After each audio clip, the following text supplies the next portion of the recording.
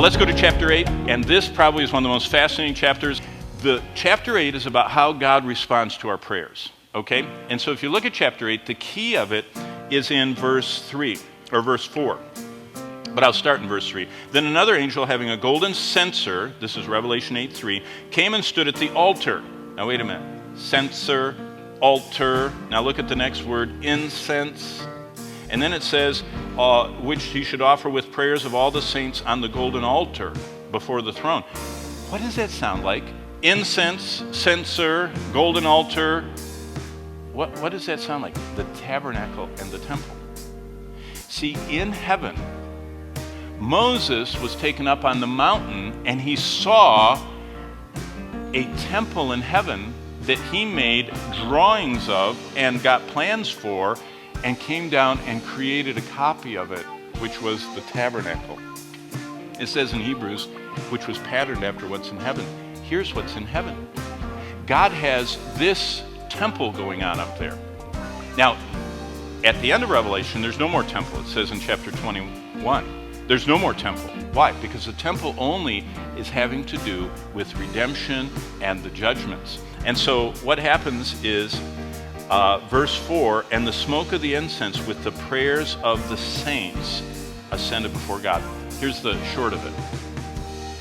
What does God do with our prayers? The answer from Revelation, chapter 5, verse 8, and chapter 8, verse 3 and 4, is God collects every one of them. Every time I pray, every time you pray, they go right into this bowl that's right in front of the throne of God. And God answers every prayer, either yes, no, or wait. But all the ones that are yes and wait, he's going to fulfill. And right now what you see in chapter 8 is God is fulfilling the prayers of the saints of all the ages. What's going on? Verses 1 and 2, God waits. It's time to repent. In verses 3 through 5, God listens. He's collecting those prayers. It's time to pray. Do you remember the whole book of Revelation was written for us to know what God's doing so that we can get in sync? Right now, God is listening. He wants us to be praying for him to take the gospel through us to the ends of the earth, for him to judge all wrongs and to right all wrongs. He's wanting us to pray. But then God responds to those prayers starting in chapter 8, verse 6.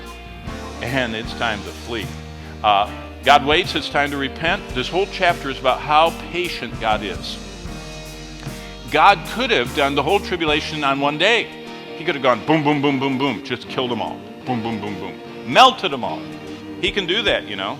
In chapter 19, Christ speaks and everybody at Armageddon dies just by him saying a word. In chapter 20, the whole world marches on Jerusalem, and it says fire comes out from God and totally kills all of them. But God is patient. That's why it takes 7 years.